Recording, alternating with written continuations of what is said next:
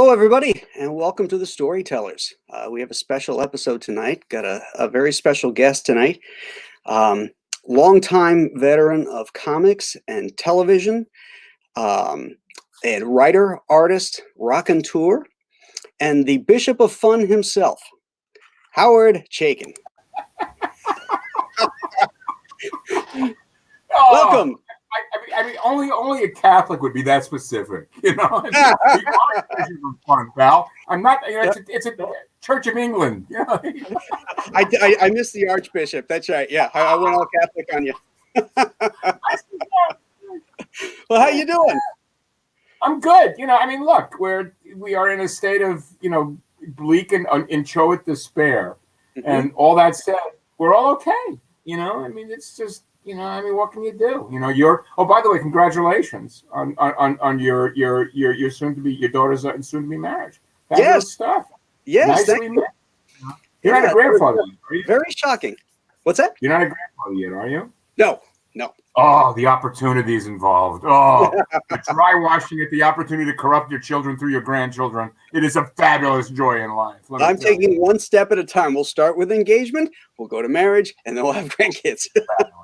It's great. I mean, my grandchildren look at me with such utter contempt now. It's fabulous. I mean, I embarrass them constantly. It's a job, but I do. That would be the same contempt my daughters gave me when they were teenagers. So, it's what they do. It's their job, you know. And then they forgive you. And they forgive you. It's yes, the relationship changes. Oh yeah. So. But hey, well, welcome to the show. You know, thanks for having me. Folks that are watching here, you know, Howard is very knowledgeable about visual narrative and storytelling, films, TV, Broadway plays, you name it. You know, the guy's a font of knowledge. And we're gonna pick apart his brain a little bit tonight and get to some nitty gritty and fun and interesting stories, I think. The first thing I want to ask you, Howard, is because I'm always curious for people like us that are in this business. What got you into it? Because God knows we know it wasn't the money. There was no money in the early 70s in comics. That didn't come till the 90s. So what was it that drew you into comics, into that particular form of visual narrative?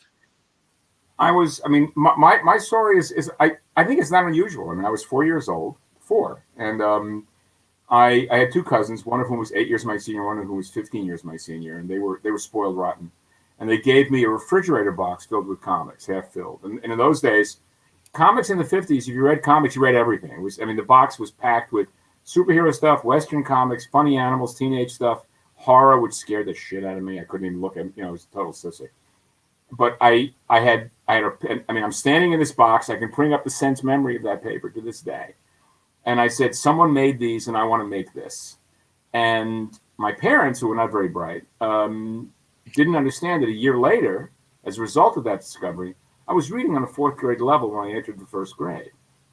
I learned to read from comics. When I read Tarzan of the Apes, and people were mocking the idea of Tarzan teaching himself to read from the children's books that had been left behind by his parents in the shack and the cabin he'd built, his dad had built. I understood that completely. I couldn't pronounce a lot of the words, but because of the relationship of pictures to text, I could parse out the meaning and context. Mm-hmm. So comics has been with me, you know, I'm 70 years old for 66 years. That's all I ever wanted to do. And at what age were you when you decided that is exactly what I want to do? I want to draw comics. Pretty much from that then on. I mean, I was obsessed with it. I mean, I really was. I mean, I met Gil Kane. The first comic book artist I ever met was a friend of my mother's. My mother went to high school, grew up in Staten Island. And she went to high school with Henry Scarpelli, who was one of the guys who did a lot of the Binky's buddies. His son Glenn Scarpelli was a teen idol for a minute, and he tried to talk me out of it. Of course, you don't want to do that. And I met Gil when I was 13 at a used bookstore in Brooklyn. That he was there looking for Will James books. He was a huge fan of Smokey, and a lot of the way he draws horses derived from Will James's drawings. Oh, nice. You know, and I mean, Gil Kane was my god. He was just like this imperial figure. And he didn't remember him when I met him again 5 years later when I went to work for him because I was some 13-year-old punk in a bookstore. Mm-hmm. But meeting him convinced me that there was tangible physical evidence there were people making these things. Right. And back then, if you lived in New York, DC used to offer a tour on Wednesday or Thursday afternoon after school, where they would spend an hour with you, walking you through the office. And it was the best. It was fantastic.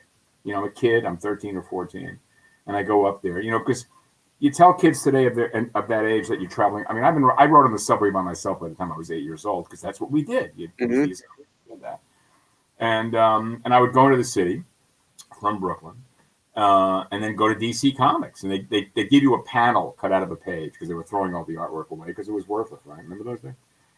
And it just seeing the physical plant, just all of this shit, just completely convinced me that this was it. Now, bear in mind, I had no talent, you know, whatsoever. What I had was hunger and blind rage, and that hunger and blind rage informed every decision I made to get where I am today. And I mentioned Gil Kane very specifically because the trajectory, the arc of the career and the life are very, very similar in that sense. Although, I mean, Gil also sucked, but he didn't suck anywhere nearly as much as I did. But back in the day, you know, he started when comics were done by children. You know, they were created by 15-year-olds for not very creative 14-year-olds. And the work was Hubert was 13 when he started. Yeah. I mean, and again, they all knocked off Kniff because it was perceived as easier, except for Shelley Moldoff, who just cold cocked Raymond. But you know, all that stuff, Carmine, Frank Giacoya, Gil, you know, Kubert, you know, and Kubert was the guy that everybody assumed because it was going to be the guy, because he seemed better than everybody at that point. He seemed the most assured, you know, and I came in, you know, I started getting thrown out of offices when I was 15. I met Dick Giordano when I was 15. He was very kind, but he threw me out of his office. And I went to work for Gil when I was 18, you know, and working for Gil was just the first great experience of my adult life. Well, Gil is one of the greats. You know, his work I still look at, and I try to deconstruct why he makes certain choices. You know, his anatomy is what everybody knows him for, and I don't go into that, but his compositions, you know, Gil Kane, Joe Kubert, and Nick Cardy, to me, were three of the greatest cover artists of the Bronze Age. Those guys knew how to give you my 20 cents. There's no two ways about it. And then I'd open it up and I'd see, you know, some crappy insides in there, and I'd be disappointed. But Gil was so great. What was the biggest takeaway you got that you still carry with you from working with Gil Kane? I mean, to tell you the truth, I mean, the first words he said to me when I went to work for him, when I described my work as mediocre, he said, "No, it's just worthless shit," and he just dismissed my work out of. I'm quite seriously, and my feeling was hurt. My boy, he said, "No, it's worthless shit, my boy." Exactly, and but I got working for him. Even though I did no hands-on work for him other than erasing pages, filling in blacks, and pasting up panel of balloons, I got a sense of what a day in the life of what this guy would do, you know. And the year I spent working for him taught me how to do what I do. And in retrospect, you know, back then he was going through that transitional period in his life, both professionally, personally, where he was under the sway. He had just sort of come under the sway of Bert Hogarth, an artist I hold in no esteem whatsoever. But I didn't get it. I know. And Gil was very intimidated by Hogarth, but what he took away from Hogarth was a real interest in George Bridgman. So he went from being a guy who had been an imitator of Jack Kirby, an imitator of of Alex Toth and the Barry brothers, to incorporating the sensibilities of George Bridgman. He was he dropped out of high school in the 10th grade, but he was the most effective autodidact I've ever known in my life. And he taught himself to be as good as he was. Yeah. And I never had the patience to get that much. The anatomy work was very impressive. I mean, there are entire generations of guys who built their entire careers based on the way he drew the flayed figure. But I think you're right. I think his sense of design, his sense of page organization, and panel organization is something that no one notices. They're always obsessed with the tropes that they can identify. Yeah. The nose up the nose shots, the choreographed fight sequences. I mean, anecdotally, my wife and I, years ago, we were at the theater. We went to see a show called Dancing, which was Bob Fosse's attempt to compete with a chorus line. And what it was a series of cut pieces from other people's performances that he re-choreographed. And there was a sequence they did Rodeo, which is an Aaron Copland composition, which shows up on it's what for the Sam Elliott commercials from Meat. that birth. And we're sitting in our usual seats, which is the front row mezzanine, and we're watching these guys in cowboy outfits dancing. And I turned to my wife and I said, "These are Gil Kane figures. They're suspended in midair, and they've got this perfect fluidity." And that's really where it comes from. For me, the drawing part of Gil's work is the narrative, the physical structure, and that choreography of fight of action sequences. But I think when you mentioned the covers, absolutely. I mean, one of the things that I find myself separate and apart from a lot of people in the comic group, certainly in my generation, is that people identify John Buscema as the heir archetype to Jack Kirby's work, and I don't see it. I don't see it. His work on Conan was fine. I think the single guy who most completely absorbed and was able to deliver the Kirby aesthetic, who was not Jack, was Gil.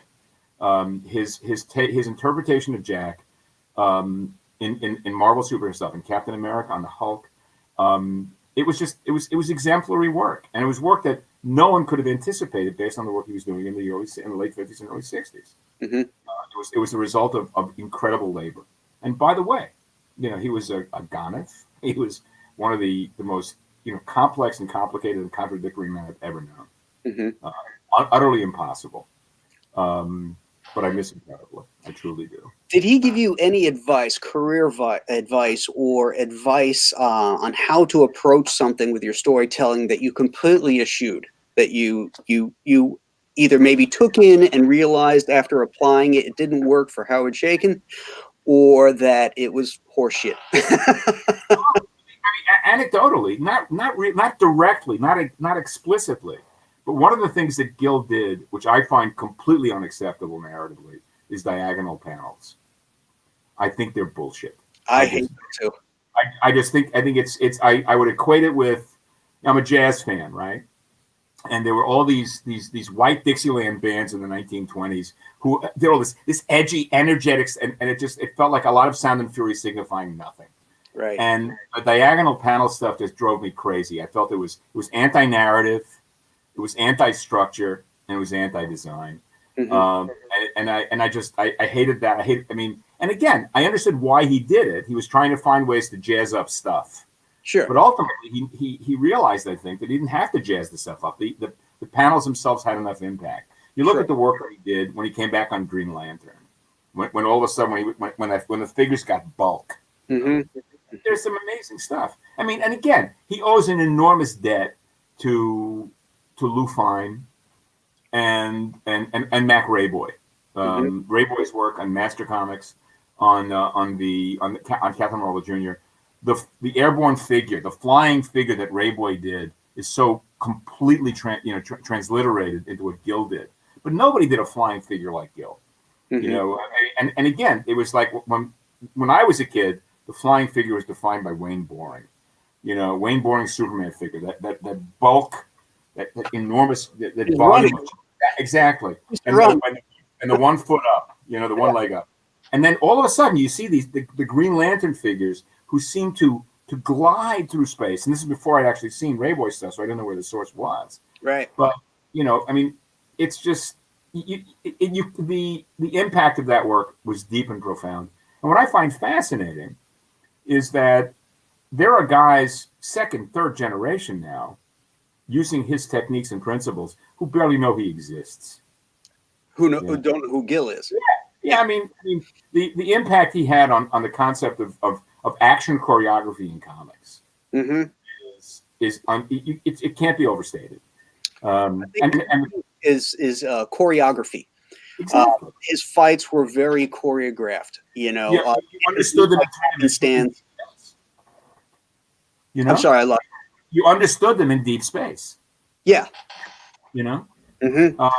And I love that stuff. You look at the Sword of the Atom, that 4-part story that he did. Mm-hmm. There's such organization, and you mentioned Broadway theater.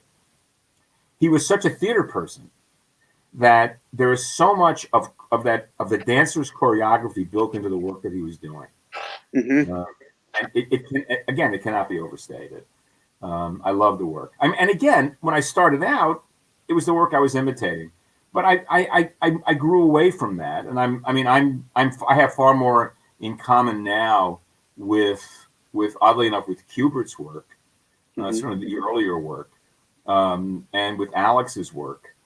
For me, my first adjustment was when I went from being a fan of the characters to finding an artist. Like when you're 11 or 12, and it was Gil Kane, Carmine Infantino, Joe Kubert, and Alex Toth. We all hated Sikowski. Just absolutely, because Sikowski was the Antichrist. We just hated this guy. And of course, years later, you realize how good Sikowski was. Yeah. But again, his fingers are stiff. You need eyes. But you need eyes to see the stuff, Yeah. I remember defending Alex Toth to a bunch of guys who were obsessed with Frank Rossetti years ago when we were kids, and realized that I was that there was no way I was going to convince these guys to see beyond the rapture of the barbarian beauty. That abstraction was not going to be something that was going to appeal to these guys. Mm-hmm. And Gil, of course, made life worse for himself because he was so awful to deal with. He antagonized and intimidated people all the time. He was just impossible. But with all of his obnoxiousness, retained a capacity for curiosity that was incredibly rich. I was with him at the Marvel offices when the pencils came in for that Avengers annual, the golden pencil that Armando Gil ended up in. Mm-hmm. And late 70s, early 80s, I guess. Early 80s. Yeah, okay. And at that time, I'm well groomed. I'm going through my fashion clothes horse period, and he's in his usual uniform. And the pages come in, and we're looking, and I'm watching him slip into blind rage. How the fuck does he do this? It was fantastic. It was just great. But the fact that he could put aside his own. So many guys, so many generations they're unable to see the qualities of what follows them. Right. Now, before we leave Gil Kane behind, this is a perfect time to dovetail into a story you recounted to me. And you talked about Gil Kane was being responsible, and he had a mea culpa moment. And I'd like you to tell the listeners the story of Gil. Can I tell it like I told you? The death of Frank Giacoya. Can I tell the story as I told it to you? Yes, unedited? Yes. All right. Okay. Everybody's dead. It's okay. All right. Okay. Frank Giacoya is sort of forgotten now, but in the previous generation, Giacoya was a serious player in the 50s and 60s. He was the One first of the greatest thinkers ever. Beyond that, he also had two newspaper strips. Mm-hmm. He did Sherlock Holmes strip. Yeah. And he did this. And back before the failure of the Civil War Centennial came along, he did a scroll Billy Yank and Johnny Red. Jack Ghost did a number of the stuff for him, and everybody loved Frank. Frank was one of the best people in the world. He really was. And by the time I got to know him, he was just he was an inker. He was working on staff at Marvel. Incredibly affable guy, and he was one of those people that there was nothing divisive about Frank. Everybody loved Frank. Frank dies, and I'm talking to Gil, and Gil has the first smack in his face of mortality. And he sets out, he avers, and commits to setting out on what I call the Gil Kane Amends Tour. Okay. And he literally sets out, and he mends fences with everybody, just the whole, And I don't talk to him for a couple of weeks rather. And I call him up. I said, so Gil, how's the tour going? How's the, he said, oh my boy, it's just going fabulously. I've spoken to everybody except for that fucking Carmine.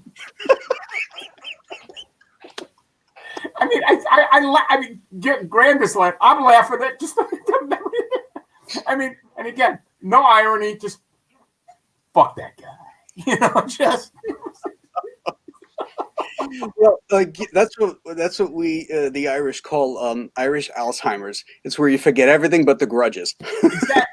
And the fact is, I'm married to a woman who started Irish, has joined my tribe, but she holds my grudges for me, so it's fabulous. I I'd have to just, the hell, you're not talking to him anymore, are you?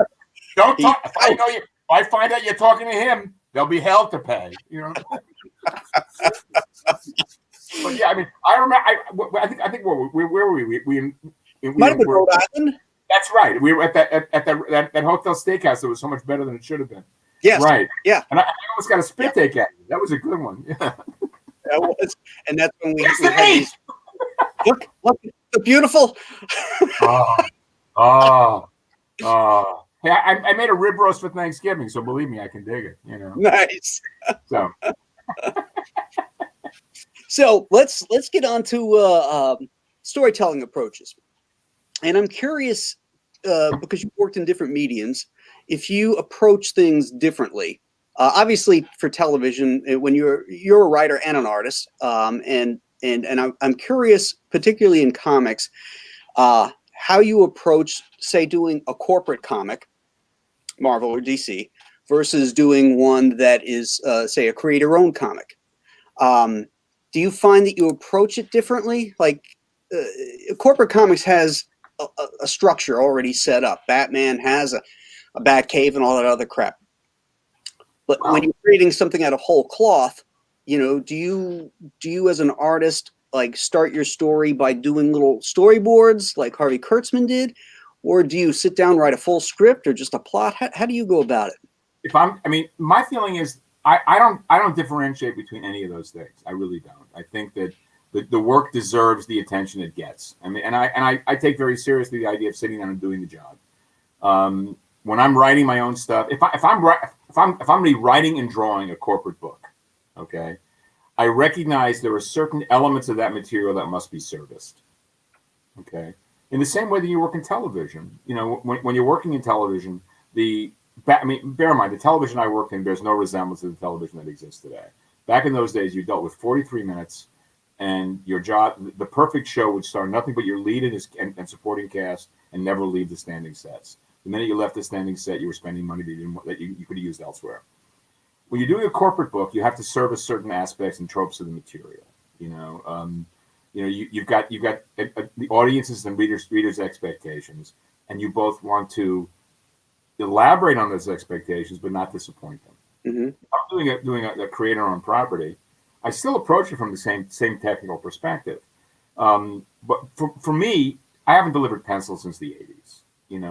People know when I'm hired for a job, they have a general idea of what they can expect from me. Okay, I mean, I'm willing to make changes in ink pages if necessary, within reason. I have, but my process starts. I tend to write the same way I draw. I start geometrically. I'm working right now on what will be my next creator-owned project after the thing I'm working on right now, and it starts with a sentence. The sentence becomes a paragraph. The paragraph becomes a page. And once I've got about a page and a half with a beginning, a middle, and an end, that's where I stop and put it down for a while. My next step is index cards, which derives from working in television. Mm-hmm. And one of the things that I discovered is that comic book writers frequently don't quite understand. This is something I was saying only an hour and a half ago to a group of people on Talent Talk. They have no real grasp of how small the page is, what little real estate really is available to us. That comic books are about space representing time. That the amount of space allotted to an image is directly related to the amount of time involved in the image, in the action depicted in that image. And that the page itself is smaller than you can possibly imagine. When I tell people that I can get all the information on a page on a 3x5 index card, people look at me like I'm crazy. It's because they think that a page is just endless. And it's not. It really isn't. It's tiny. So those index cards, and I don't number them. Each index card, if I've got 20 pages to do, 20 pages, okay? Anecdotally, I just wrote a 10-page story featuring a world-famous character, which I've never written or drawn. I'm not going to be drawing it. I've just written the story. Mm-hmm. And I'll tell you off camera, and because it hasn't been delivered yet. And again, it's trope heavy. It has there are certain bells and whistles that must be addressed in context. Mm-hmm. So I make sure I got those, okay? But the important thing is to never number those cards before you've completed the entire narrative. Because once you do that, you create a halo effect. and you impose on yourself, whether you want to or not, this is the way the story should be told. When in reality, if you're doing 22 pages, once you've got 22 cards laid out on your desk, and I don't use whiteboard, it's got to be moving cards. You got to be able to pick that card up physically. For me, you can move them around, because you'd be surprised by how plastic narrative can be at that stage of development of the narrative. Okay, when you're doing if I'm doing a corporate narrative, as I say, there are obligatory things that must be addressed. Okay. When I was summoned by DC Comics back in the 80s to participate in a potential pitch for the new revisions of Superman and Batman, my pitch directly addressed the tropes of Superman that I'd grown up with. Okay. And because I felt that by that point, Superman had lost touch with what it was that had made Superman a valid character for me in my boyhood. Mm-hmm. And I'm not talking about making it an adult book. I'm talking about looking at all of it. I mean, for me, Superman is all about the Fleischer cartoons and the Jack Manley and the Jack Burnley covers on action during the Second World War. That stuff is pivotal for me. But if I'm doing Hey Kids comics, where I'm introducing brand new characters, I don't have those tropes to depend on. So I've got to deliver. Hey Kids is about avatars and archetypes. It's as I've said more than once. Some of it didn't happen, but it's all true. So I had to introduce these characters in such a way that the audience would wonder whether they knew who I was really talking about, or not care and enjoying the narrative as it was. Okay. But technically speaking, it's the same approach. Mm-hmm. Years ago, I remember seeing a rate card from somebody where the rate card laid out, this is what you'll get if you spend this kind of money and if you want, and that's just bullshit. My job is to do the best job I possibly can, no matter what I'm getting paid. I learned that lesson in the first 10 years of my career, which is filled with utter junk. You know what I'm saying? Yeah. So yeah, absolutely. You're the same. I know. I've watched you work. I know what you're talking about. No matter what you're getting paid, the work has to have a consistency and represent what you're doing right now. Mm-hmm. Right? It's interesting you mentioned the 3x5 cards, because Chuck and I worked on a graphic novel, Joker book called Devil's Advocate. We sat in Central Park, and it was a complicated plot because there was a mystery involved and a MacGuffin and all that kind of stuff. And we had a lot of things we had to address and a lot of misdirection we had to put in. So we put all this stuff on these cards and then shuffled them around. Like, okay, here's a good break. Let's revisit such and such a character over here and move those cards around.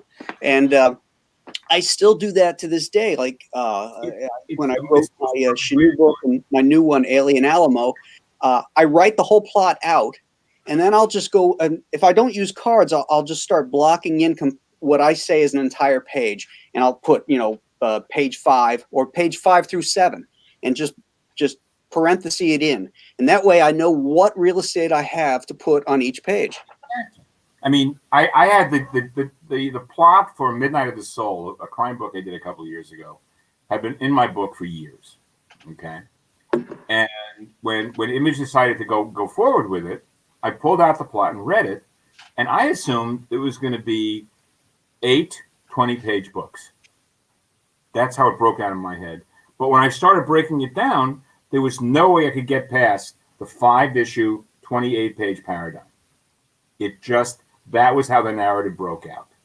So frequently, one of the great things about modern comics is that your story, your narrative length, your story length can often be dictated by the narrative itself, which is a major adjustment, because for all of us, one of the things I was talking about a couple hours back on the Talent Talk stuff, and I'm sure you're old enough to remember this as well. When you took on a corporate book, the first question you had was, "Where's the ad flats?" Where's the what? The ad flats. How those ads going to work out, fucking up my narrative, my through line? I mean, how can I do a double page spread here? Can I do action that literally crosses across the page here? That's no longer an issue, because the books are built. They're built differently. We were still working in a paradigm that had been developed for us during the Second World War. Mm-hmm. I mean, things really didn't change. Also, when you were going into the early and mid 70s, they were selling half-page ads too. Well, So exactly. like, you had a page was only half a page because there was either a house ad or a paid ad halfway through. Yeah. Question. I mean, and again, you had to basically accommodate this for as we said earlier, for no money. You know, Yeah, and it was if they stuck an ad in on your half page, you got paid for half a page. as the French have it, je suis là. Yes, exactly. So I mean, so basically, the work involved is pretty much the same. I mean, it's kind of like it's like comics and television. You know, I mean, one of the things about that civilians don't understand is that although comics and comic strips feel the same, their functions and their purposes are totally different. Comic strips, the market, the product is the audience. Comic books, the product is the comic book. You know, and back in the day, it's no longer the case. But when television was an advertising-based model, what people didn't understand was that television was for commercials, that the programming was to connect the commercial tissue. Okay, but the audience, that the product in television was the eyeballs, and that a product in a movie was the movie. You were buying the movie, but if you were watching television, you were buying the product that was being used to keep the program interesting you to enough for you to stick around with the commercials.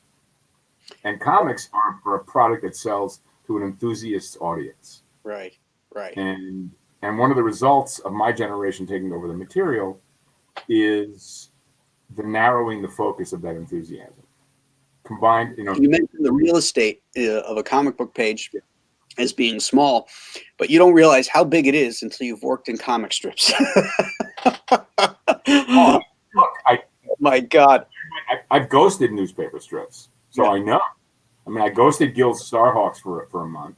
I ghosted Pencil Friday Foster for Grey Morrow, and I've done strips for the Village Voice back in the 70s and 80s, yeah. And one of the things I talked about earlier was about how Eisner was the first guy who was able to make the leap and transliterate what was being done on Sunday pages for the newspaper strips to comic books, to find a sense of what was going on in the newspaper page and translate it into the aspect ratio that a comic book page had. The aspect ratio of a comic book page is approximately 2:3. A newspaper strip is approximately 4:5. Okay, it's just and it sounds close, but it's really not. Valiant would never have worked at a 2:3 ratio. Yeah. Valiant, that's the full page. Then there's the half tab, the full tab, and the quarter, because they used to cut them up. But the thing about there hasn't been a full page strip probably since the New York Post did Dick Tracy, or the New York Daily News. The Daily News had Tracy because it was Chicago Daily News Syndicate. Yeah, I mean, for me, I mean, where'd you grew up in Long Island or okay, Long Island at first, and then Florida. Yeah, because we took the Daily News. We had the Daily News and the Sunday News, and we got the Post. And my aunt got the Mirror, and I love the Mirror strips, because they had Terry and the Pirates, right? Or Steve Canyon rather, because the News had Terry and the Pirates. And whenever I'd go to my grandmother's, I checked that stuff out, and I always took the Sunday pages with me because they were willing to lay them on me. So I was hip to that stuff and really steeped in that enormously. I mean, to this day, I still, I've written the introductions to volumes of Terry and the Pirates out of the Library of American Comics and of Whip Kirby. So and look, I've got the Gross Exaggeration, Milt Gross's stuff. I like a lot of work that doesn't have anything to do with what I do. I just respond to it well, So it's you can learn from anything. I mean, you really can. I love Cliff Barrett stuff. Say again. I learned superhero narrative stuff, fight scenes from Seagar's Popeye. Right. I mean, and again, I know you're a Crane fanatic. So. Yeah. I mean, anecdotally, every time I talk to Gary, all he tells me is that I'm the only guy who buys the Crane stuff. It's like they're the worst. Huh? Not true. He says they are the worst selling stuff that Fantagraphics publishes because you can't. You know, my first episode of this series was all I about. know. And he's a god. And the manual to his assistants remains one of the funniest things I've ever read in my life. You know, explaining you too can be Roy Crane. You know, just missing the talent. But you know, the thing about I'm going to pull up a couple of your pages here because since you mentioned Roy Crane, this is a good point to meat. Pictures of meat. Yeah, I you know, I was looking at what you were saying about that Buscema page, and it struck home really hard with me. I'm sorry? You were so right on the money with that. I was going to ask you about that because you know I could not agree more, and not because of eye direction, but because of the non-balanced nature of the material. Mm-hmm. Mm-hmm. You know that it feels like it feels top heavy, and that white space around her and the bottom should be more toward the center. Yeah. And the other thing, I mean, I know he tried to fake it here, like by having the eyes come down and then having her direction go this way. But, you know, here's the last panel. It's still the last thing you're seeing. Right, exactly. And every last panel needs to be a page turner, whether it's through a visual narrative or through a piece of dialogue that keeps you hooked. Or it needs to be a button, too. You know, and this page is neither buttoned nor page turning. Right, because the thing you're looking at is right here. You know, the nude girl. Well, he obviously wanted to draw that, you know, and he wanted to draw it big. But it's still good if you shrink her down a little bit and you could have. I couldn't agree more with your solution. I thought it was right on the money. And again, it goes directly to what I was talking about in terms of the paradigm, the 5-panel breakdown. Mm-hmm. You know, and it's something you and I have discussed at some length about the idea of the top panel being the establishing shot and the bottom panel being the return. You know, that bottom panel should in some way equal, if not identically, reflect and remind the viewer, the reader, of that the introductory panel, the establishing shot. And I think that's actually something I got from Gil. You know, to a great extent. So here's a page from your first issue of Hey Kids Comics. And most of these pages really jump out at me for the same reason that I talked about Roy Crane. My 3 self-imposed dictates, if you will, about storytelling is clarity, dynamics, and immersion. Yeah. If you're clear, you can immerse the reader. I mean, we're dealing in comics, so you need, and it's a flat 2-dimensional image as opposed to a movie with sound and all that kind of stuff. So you need the dynamics to push that image off the page. But if you do the first one and the third one right, that's great comics. And the thing that Roy Crane always did, and you're doing here too, is he's telling the story, as you are, from the human perspective. That immerses you in the story. You could very easily have taken this second panel and done a bird's eye view to show all these people, lining up down the street or what have you. But that's not how we view the world. You know, this is something where we need to be in. We need to be in close with these characters. And so you're telling it all from eye level. And yet, and again, the reason I made that decision, if you look at that first panel, is the photographer there is our surrogate. He's playing us for the picture. He's framing everything. And I think, and if you'll notice, the figures in the bottom panel are the same proportional scale as the photographer in panel 1, and that's not an accident. This photographer and these foreground figures. Yes. Yeah. Mm-hmm. Yeah. You know, I mean, you as long as you establish the full size scale of the figures in the first panel, you can do pretty much anything you want with the rest. And here, you know, just playing with the idea of, again, framing that image. God, I've forgotten how much I love doing these pages. This was such. I remember when Reggie Hudlin read this stuff, he said, "Is this true?" And I said, "Unfortunately, it is. This is actually one of the things that really did happen." So, you know, yeah. I mean, again, I'm very proud of this work. Yeah, it's a great series. I found myself having a lot of fun trying to figure out who the avatars were. The ones in the second arc are going to get me killed because they're not dead yet. I'm afraid I might show up in one. You're too young. You'll be in the third one. Okay. Here's another great example of how it's all told from the same camera perspective, but you move the camera in to create interest as well. So it, and that's something that I learned a lot from the strip guys, doing a soap opera strip for 13 years. You can only draw people sitting at a dinner table for so many weeks. What soap did you do? And you got to figure out how to do it. What's that? What soap did you do? I did Rex Morgan, MD. I had no idea. I Yeah. didn't know that was your stuff. No shit. Yeah, I did. Yeah, I mean, 13 years. the best training. That's extraordinary training. Right on the money. No question. Yeah, I studied. You know, I looked at Drake's stuff and Kotsky and Starr. And really, I really learned a lot from having to work it within that small amount of real estate. Well, I'll tell you anecdotally. When Klaus and I were doing this thing at Marvel, he was penciling this job, a Daredevil story, and I'd never seen Klaus's pencils, and they were as absolutely gorgeous and reflective of the sensibility that you just talked about of Starr and Drake and Kotsky. There was just something completely solid, real world, and grounded to the material that just slew me. Okay, they were just fucking gorgeous. They were beautiful, real world stuff.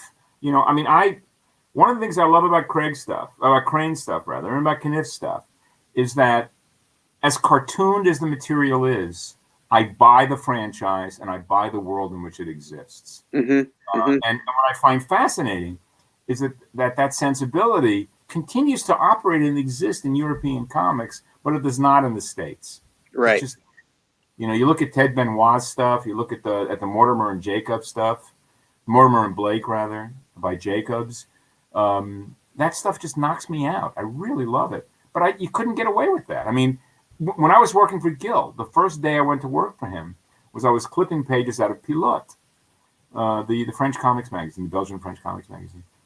And that was my first introduction to Giraud, the Lieutenant Blueberry, but also, more importantly, to Jean-Claude Mézières, the guy who was doing Valerian, which was an incredibly cartoon strip, very Jack Davis-y in his direct, but in the three-dimensionalized science fiction world that was completely convincing.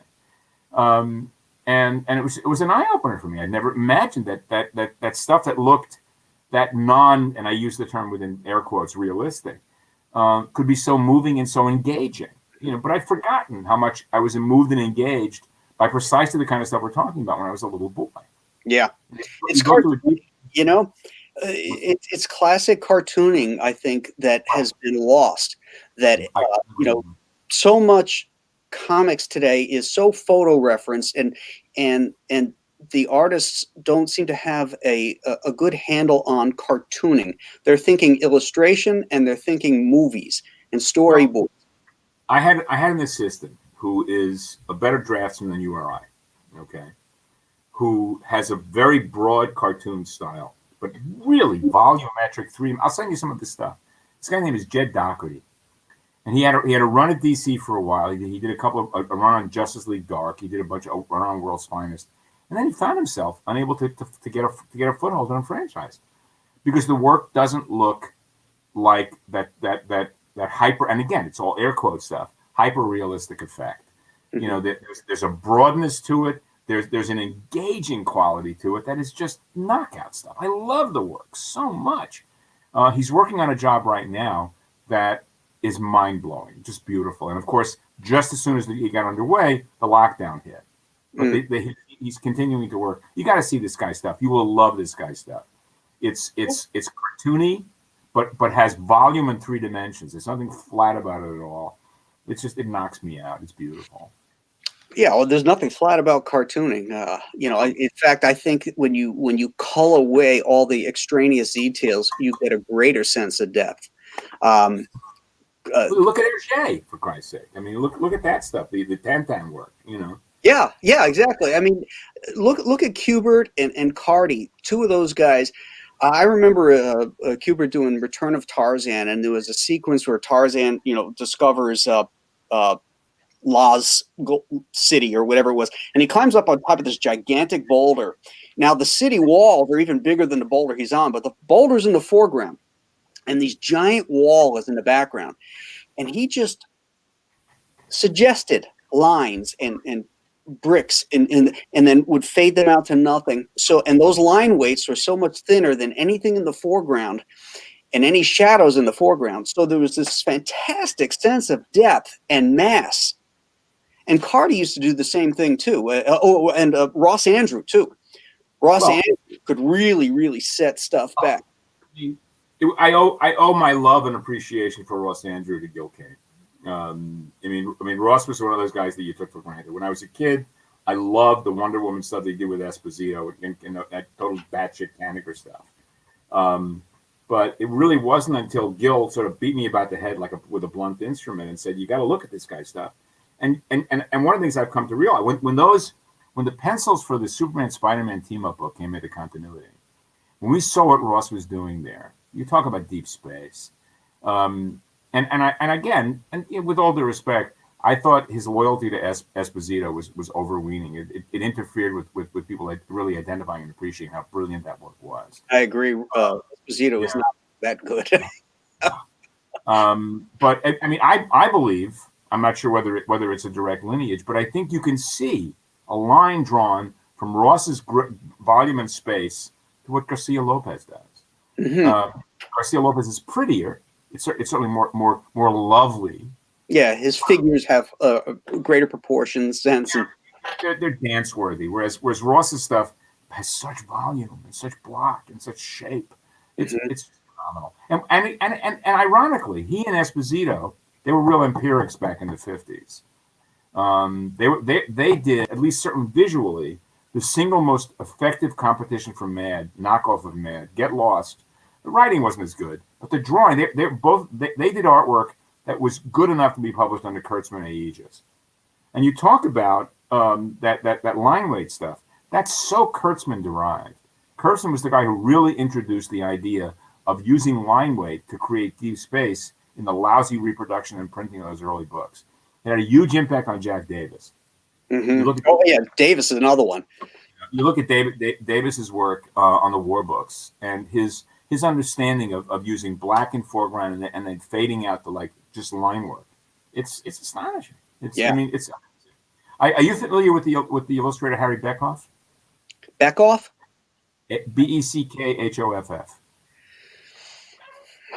I can't say as I recognize the name. The name doesn't ring.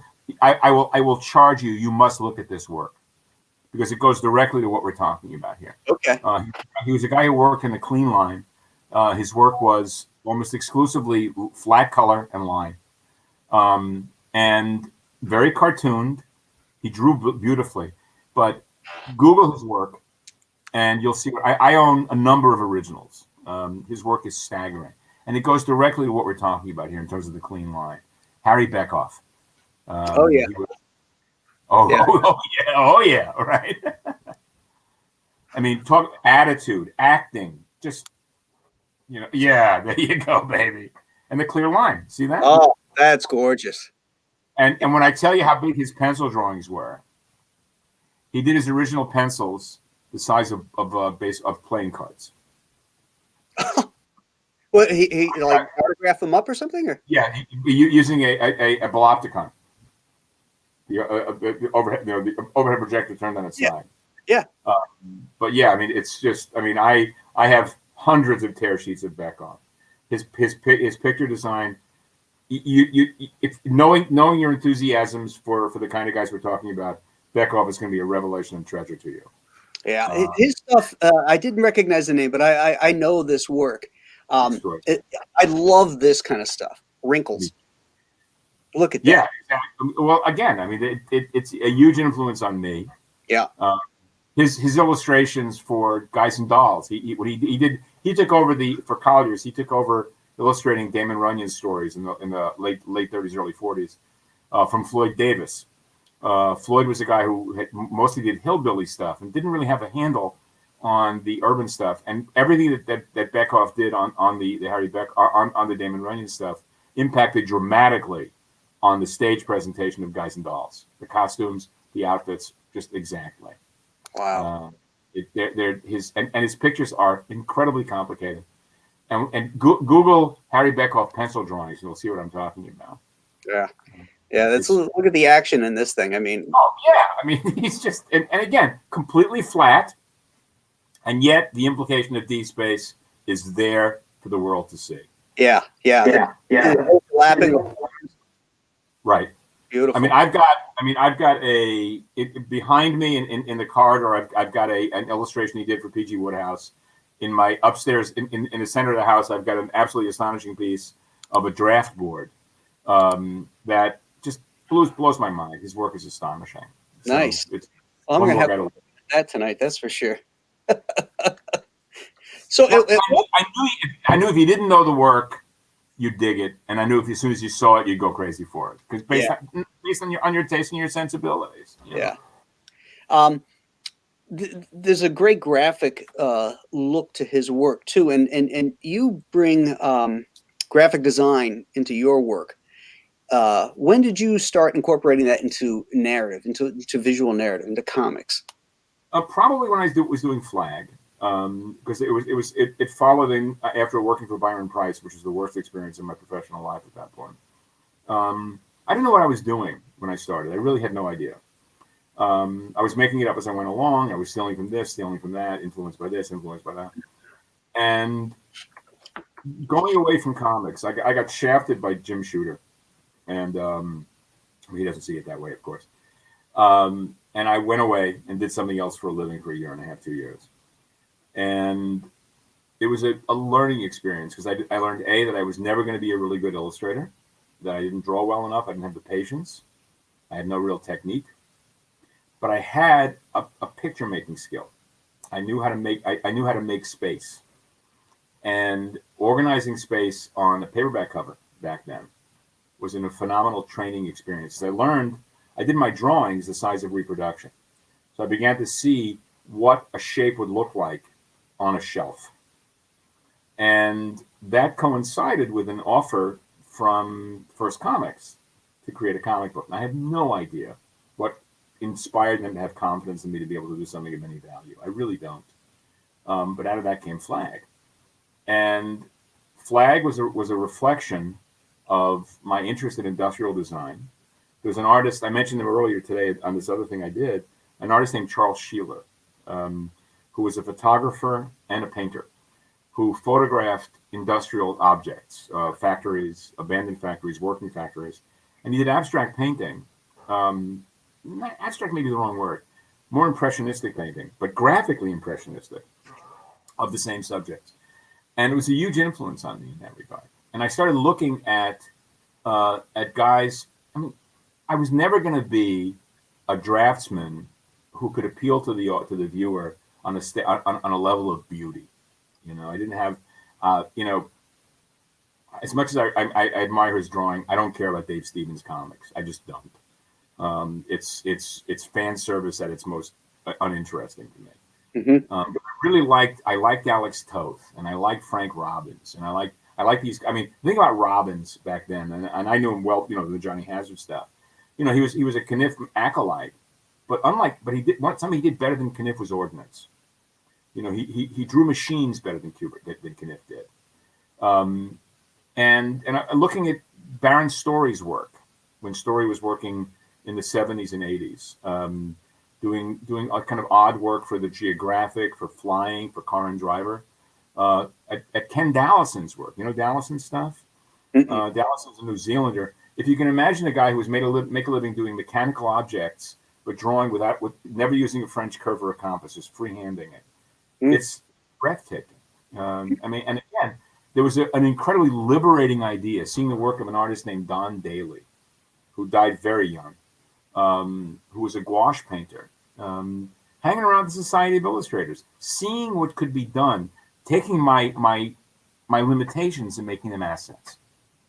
And that's really where it came from, with figuring out that the page, that the panel was a microcosm of the page was a microcosm of the book, and that every aspect of the page, the balloons, the panel borders, the captions, they were all part and resident of a graphic experience. It sounds awfully pretentious, but it's genuinely the way you come to terms with making those limitations work for you positively. And again, I was never going to be able to draw like Alex Raymond, but I could put together a better picture than a lot of the guys who could draw like Alex Raymond. And again, you don't see any of that except in the vaguest glimpses in the first 10 years of my career. But then Flag, everything after it is that it reflects that sensibility. Interesting. The way I did The Shadow, the way I did Times Squared, Black Hawk. Black Hawk is a collection of different techniques. I mean, there's Eisner effect in there. There's certainly Crane and Kniff, and there's also some Kriegstein stuff going on in there.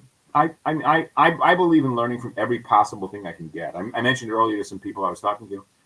There's a guy named Richard Saul Werman, who is probably best known on a public level for doing the subway maps for New York, for London. He probably did the L maps in Chicago as well. Who had a huge impact on graphic design in the 70s and 80s. He did a series of book called Access. He reinvented the concept of tour guides.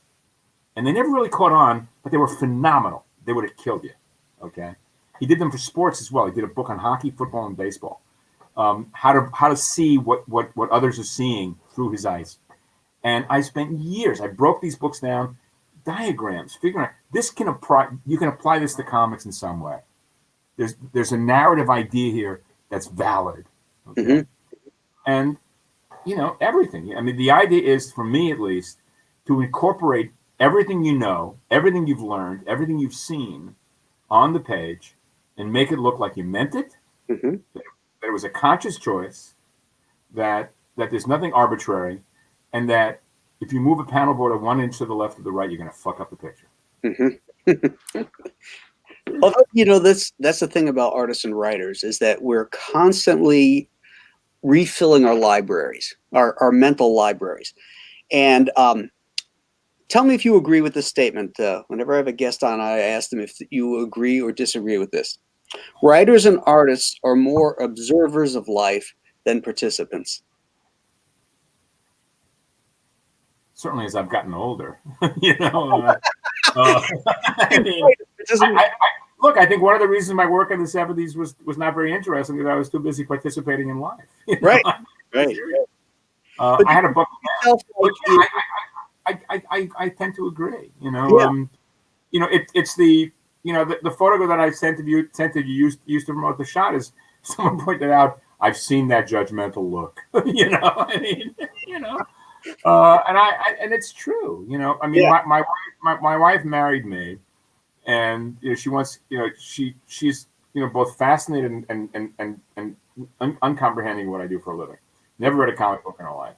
Doesn't care about them at all. And actually asked me one day if she could watch me work one day. She was gone in 7 minutes. This is so boring. I mean, it's like there's nothing happening here. But yeah, I think that's true. I do. Yeah. I mean, I think one of the most flattering things that I ever experienced, because Gil was so hypercritical of himself and everyone around him. But after Flags 2 came out, he called me up and he said, "This stuff is fucking great because it's got a point of view," and that gave me a lift in heart that was just enormous and huge. Nice. And that's the way it's been ever since. I mean, my important aspect of the work that I do boils down to expressing a point of view, visually and textually, that has some consistency, that it also has ambiguity. I'm working on I just started posting essays on Substack, and I'm working on a piece about the iconoclast dilemma. We've talked about this, you and I, that I find myself being pulled in different directions by society, by social networks, and by politics, and that one of the things that I'm a great believer in is doubt, contradiction, and ambiguity.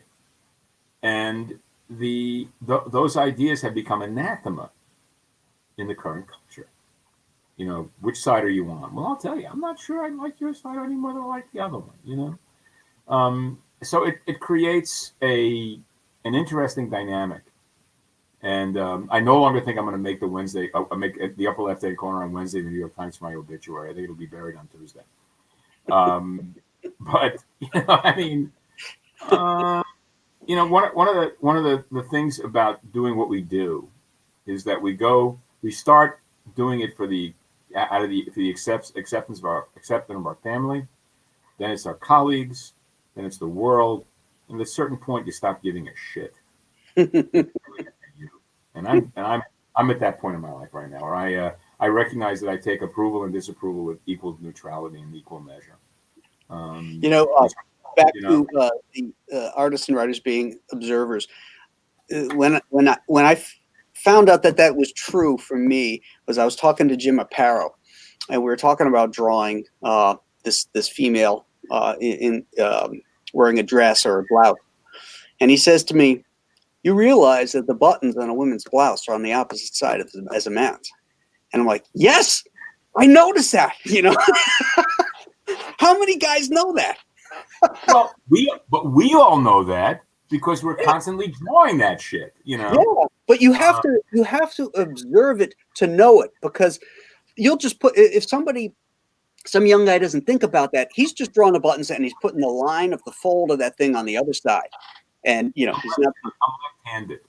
Okay, I'm a lefty. My watch is always one on my right. Okay. Mm-hmm. So the hero of the book that I'm working on right now, I made a decision. He's left-handed, so his watch is on his right hand. Okay, and nobody's going to notice this. I notice this. I know these things. This is what matters to me. And his hair changes as things happen in the story. Things just adjust. Okay.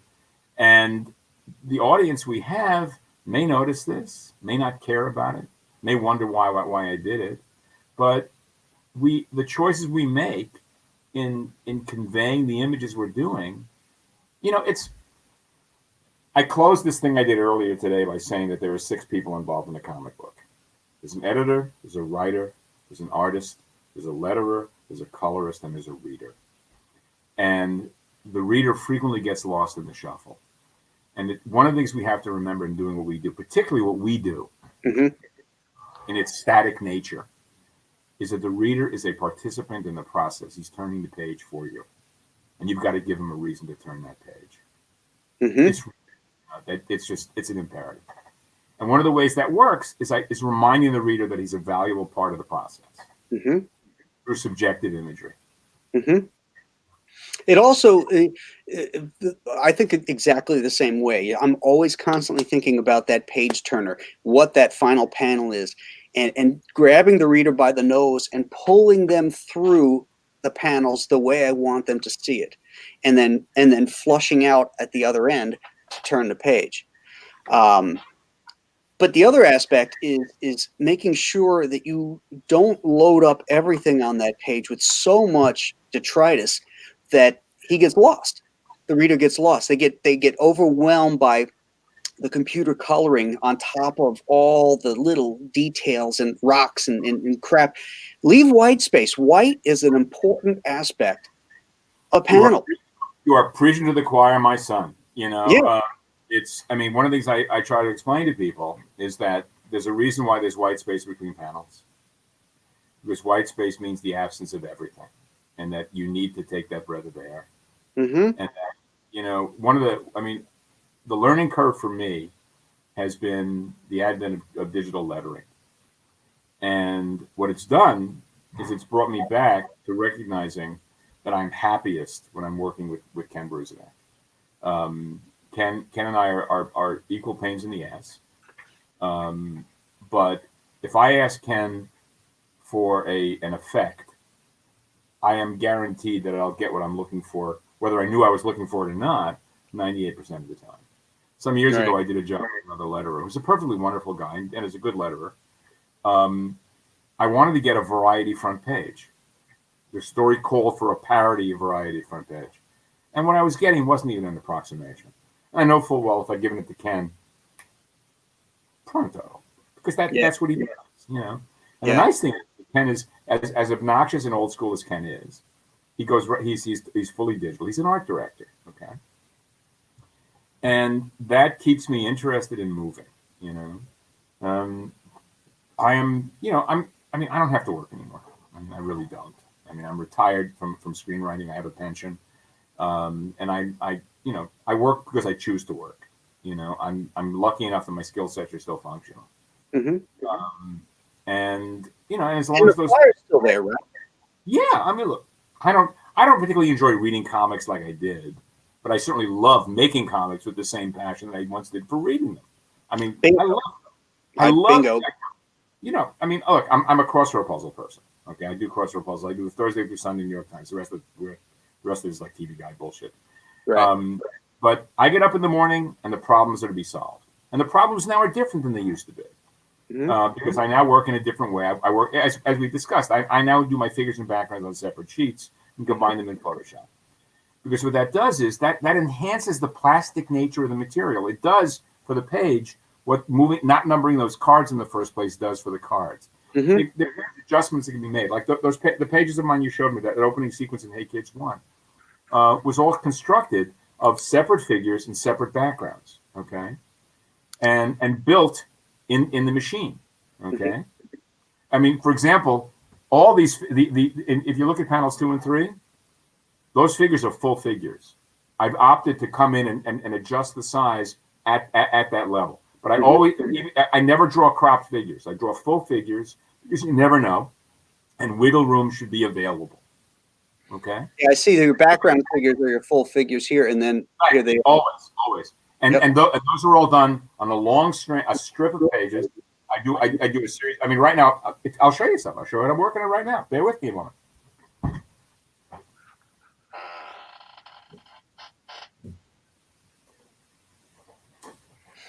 For everybody in the comment room there, we will get to you eventually. I've got a sequence right now where, coming on me, I'm doing a party at a big hotel. So if you can see this, I don't know if you can see it, but here I've got all these evening dresses people, you know. And what I just did was I printed out 20 shots. The men are all wearing the same tuxedo because that's the way men are. Right. But the women are all differently shaped. And what I'll do with this stuff is I'll ink this stuff, scan it, cut up, and I'll make a crowd. So, by the way, I'm going to have to get out of here sooner rather than later. So let's. How much? Okay. I'm old. I eat dinner early. You know. Well, you're on the West Coast too. That's. So. And you're ready for bed. Are you a night person, or do you get up in the morning and like live a normal life? I get up at 5, 6 o'clock in the morning to start my day. Yeah. I start my day well before daylight. All right, let's pop in and see if anybody's got any questions here before Howard has to go. My wife is upstairs. I hear pots rattling around, which means it's time for me to be fed. If you can't smell it, then it's not close. So, all right. So the prince is here. That's you. Je suis là. Rob Fellows is a regular here. Thanks, Rob. Nice to see you as well. Let's see. Statistical Zero, another regular. Jasper, hello. Johnny Rando was a subway kid too. It's how he got to school. I mean, my mother would send me with exact change and my luggage, which consisted of a shopping bag, with my 4-year-old brother, and trust me to travel from Brooklyn to Staten Island through at 3 o'clock in the afternoon. Crazy stuff. I tell my grandchildren today, was like, you didn't wear a helmet? Yeah. Did you carry a gun? Look, and exact change, so I shouldn't. If I was screwed otherwise, you know. Teo Fatunla, Ed went to the Kubert school with me. Wow, I don't know you were a Kubert guy. Yeah, you did, but you just forgot. I forgot. I'm old. To hell with you. I don't like your tone or your attitude, young man. Isn't it great to have somebody call you a young man? There you go.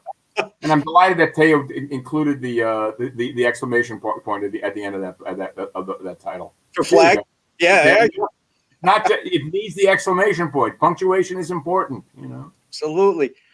Al Scala, great interview. They're loving the Archbishop of Fun. That's me. Really enjoyed American Flag. Was there any talk about it being made into a movie? We've had an option so many times, and I feel like I lost the bet. I mean, it's never going to happen. I feel like my karmic mistakes were as an earl. I was going to say something far more vulgar, but I respect Graham and his public venue. Like touching his own head in fear, but not likely. But we can always hope. Maybe after I'm dead. Rob Schneider. So Dave Righteous agrees. He loves Gil's flying. They were just the elegance of his figure work was such, and bear in mind, Gil was so roundly disliked by so many people because he was perceived as pretentious. But he built exactly. I couldn't agree more, Dave. That's a pal of mine called me last night to tell me he's reading this right now. If you ever read Sparring with Gil Kane, I cannot recommend it highly enough. Is that like a paperback book or something, or what is it? It's a collection of interviews and transcriptions. And the last one in the book is the thing with him, Eisner, and Stan at the Friars Club in the late 60s. And it is an incredibly revelatory discussion. I have got to read that. Oh, you've got to get this. You've got to get this. I wrote the intro, and I conducted a couple of the interviews. I convinced Gil Chicago in the mid-60s.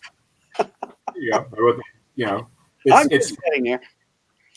All right, Dan Fraga is here in the house. He said, Howard. Fraga! Do you know Dan?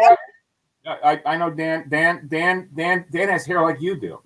Yes, he does. As a matter of fact. Can you believe there's two people that good looking? No, just adorable. I should mention that Graham and I met for the first time in Essen in Germany. And one of the things that this lockdown has done is it's cut me off from one of the great joys of comics, which is international travel. I miss it so much. I'm just so much. We had such a good time, and that was part of a whirlwind trip with me and mine. I was in New York for a week doing the Marvel thing, then the New York show, flew to Berlin, did a book signing in Berlin, trained to Essen, and then spent the next week with Alex Bubenheimer. Doing a bookstore signing across Germany. What a trip that was. It was fabulous. And I ate and drank so much German beer. Oh my God. I mean, a pal of mine is moving to Dusseldorf next month, and he asked me anything I could recommend. Suggestions. Said Swabian food, baby. Swabian food. Mauthausen. It's funny. I said to our host, we flew out of Dusseldorf. And I said, oh, yeah, I want to make sure I get some the Dusseldorf mustard. And he looks at me like, Dusseldorf mustard? I'm going, yeah, Dusseldorf. They're famous for its mustard. And he goes, no, they're not. I get to the airport. There's a big old sign. Dusseldorf's famous mustard sold here. Look, last time I came home from Spain, I brought home a kit to make fabada, which is basically beans and blood sausage. Oh, I cannot. I mean, I'm hoping I live long enough for this situation to be reconciled, so we can get out on the road again. Because I want to get back to Spain. I want to get back to Germany. I want to get back to the UK. Yeah. And one of the things about Graham and I is that whenever we find ourselves at shows, we eat together and we eat well together. We are fabulous dinner company for those who have been lucky enough to join us. Listen in on the conversations. They cover all the gambits. Well, look, with the fact that because we like the same food, we hate the same people. So we're yeah, that fucking Carmine. Don't start. Come on. It wasn't me. That was an anecdote. All right. I gotta go. It's time for me to close up shop. Graham, I do. Thank you so much, man. This has been an absolute gas. It's great seeing you. Congratulations one more time on the impending NUPS. Thank you. It's a big deal. And I'm assuming you're freezing your ass off yet. It's because it's winter where you are. It's getting cold. Yeah. Yeah, we're cold too. It's really cold. It's 58 degrees. It's really cold. Little boy. I sleep in gloves. So one more time, thanks so much. This has been an absolute great way.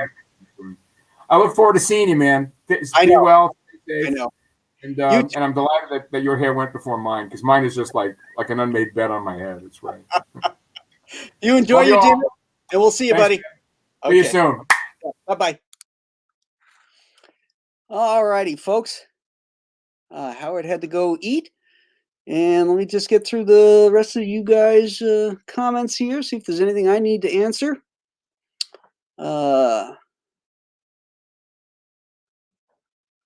Let's see. Oh, Shadowhawk. Hail, CG brothers and sisters. Hail, hail. Adam Post. Hello. Glad you made it. Aw, go on.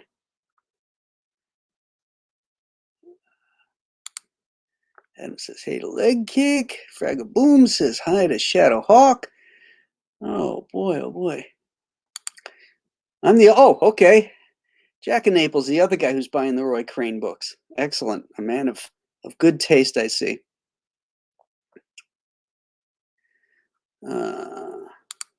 Leg Kick 1 finds us interesting. Thank you.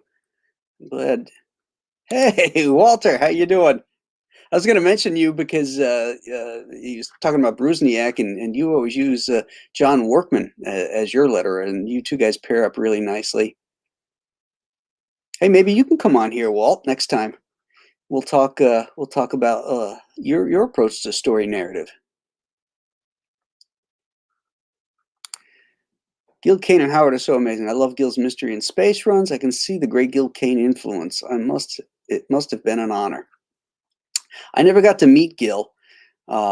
He's one of the few from that generation that I never got to meet. But as I had mentioned to Howard, just always admired his work. Shadowhawk Graham's channel always teaches me something. That's excellent. Or I learned something I didn't know before, if that makes sense. Well, thank you.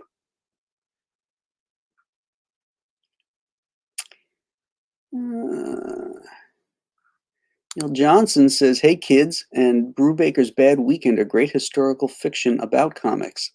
Oh, that's cool.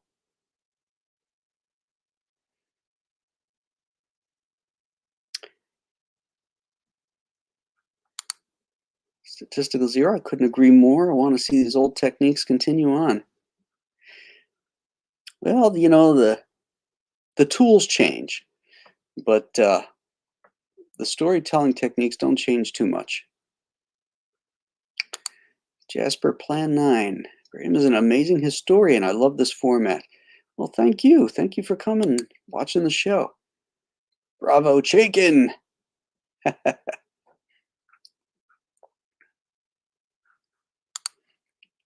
I have been saying this is the kind of show comics needs more of for a long time. Well, thank you. I'm glad you're enjoying it, Statistical Zero. I am a historian of comics and comic strips. I love it. I think I might have mentioned on one of the other streams about how when I get interested in stuff, I like to find out the backstory, the history of it.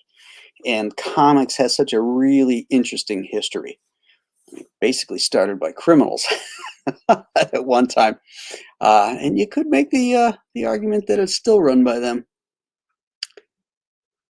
But that paradigm has changed with the crowdfunding. So there is a rainbow on the horizon for great comics, guys. You know, the corporate guys are crapping the beds, churning out garbage. But the independents, the crowdfunders, they're putting out great stuff.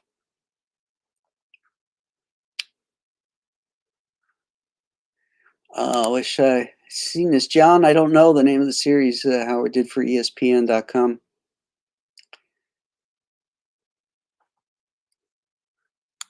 Hey, Frank, good to see you. Quite an engaging interview, guys. Thanks for doing this.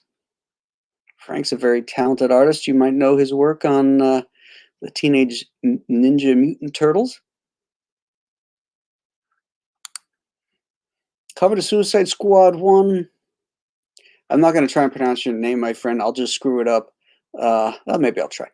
Fawad Siddiqui. Maybe I hope I got that right. One of the coolest, most fantastically designed and stylistic covers. Completely unsung and underrated, in my opinion. Fantastic. I'll have to check that one out. Suicide Squad #1. Can't believe, I don't believe I know that one.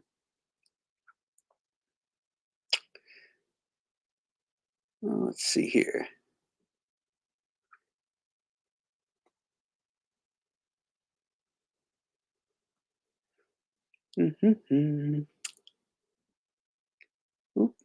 I just kicked out. Let's see.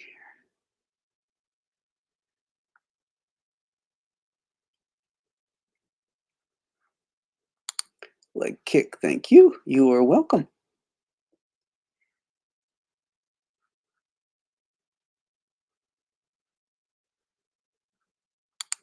Dan, woo! Are you drinking again? You should be. Leg kick. Graham Nolan, will you ever do interviews with George Perez or Marv Wolfman? Well, possibly. I'll have to see if they're interested. I wouldn't mind having them on. Oh, Walt getting some love here. All hail Walt Simonson. Great to see you. I love your work, sir. If you're still here, Walt, you've got some fans.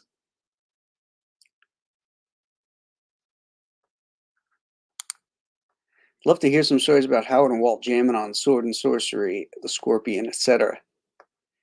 Yeah, you know, that's something I didn't get to talk to Howard about was some of the stuff he did at Atlas Comics. I would have liked to have picked his brain about that. Well, we'll get to him again. We'll do another one. Gil Kane was at Jim Ivy's Orlando Con around 79 or so, was among those who purchased a commission piece from him there. Oh, cool. I used to go to those Jim Ivy cons because I lived in Indian Harbor, about 45 minutes east and south of Orlando.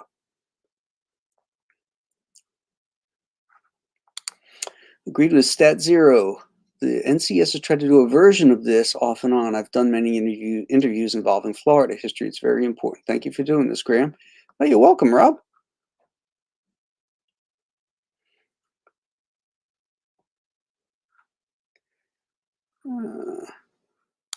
Oh, sure, we could get Wheezy on too.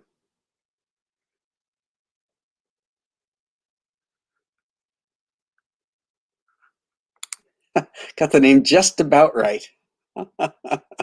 Wondering which one I got wrong. I think it's the first one because I know a doctor named Siddiqui, and I think it's spelled this way. So maybe it was Fawad? Fawad. I gave it my best shot, bud. Sorry if I mangled it up on you. Okay, I think I covered everybody here. We had a great turnout today to hear the Archbishop of Fun talk. I think it was a fun show. This coming Saturday, we're going to be for our Western Roundup at 9 o'clock in the morning. We'll be talking about the great Chuck Connor's Western TV show, The Rifleman. So I hope all you guys will come in and tune in for that one. And next Wednesday's Storyteller, I haven't decided what I'm going to do on that one yet, but I should have that figured out by Saturday. So at the Western Roundup, I'll announce it. So thanks for tuning in tonight, guys. I hope you have a great evening, and I hope to see you again on Saturday.